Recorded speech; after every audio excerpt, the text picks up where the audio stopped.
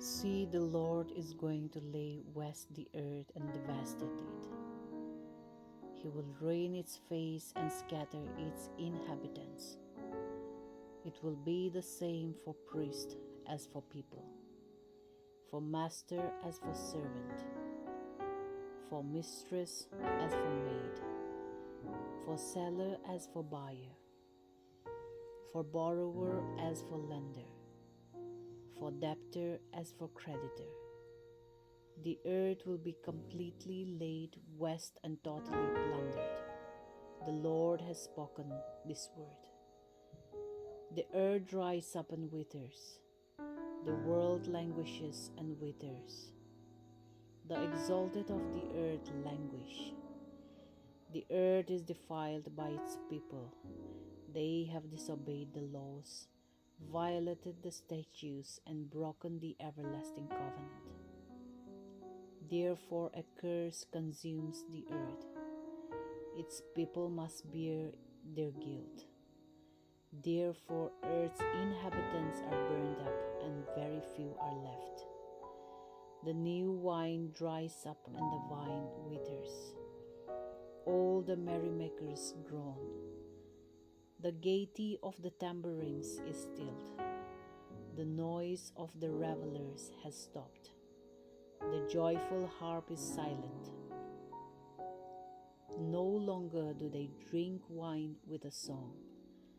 The beer is bitter to its drinkers. The ruined city lies desolate. The entrance to every house is barred. In the streets they cry out for wine. All joy turns to gloom. All gaiety is banished from the earth. The city is left in ruins. Its gate is battered to pieces. So will it be on the earth and among the nations. As when an olive tree is bitten, or as when gleanings are left after the grape harvest. They raise their voices, they shout for joy. From the west they acclaim the Lord's majesty. Therefore in the east give glory to the Lord. Exalt the name of the Lord, the God of Israel, in the island of the sea. From the ends of the earth we hear singing, glory to the righteous one.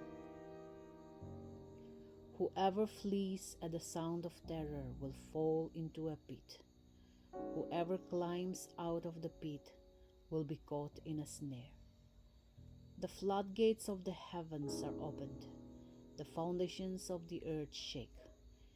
The earth is broken up. The earth is split asunder. The earth is thoroughly shaken. The earth reels like a drunkard. It sways like a heart in the wind. So heavy upon it is the guilt of its rebellion that it falls never to rise again. In that day the Lord will punish the powers in the heavens above and the kings on the earth below. They will be herded together like prisoners bound in a dungeon.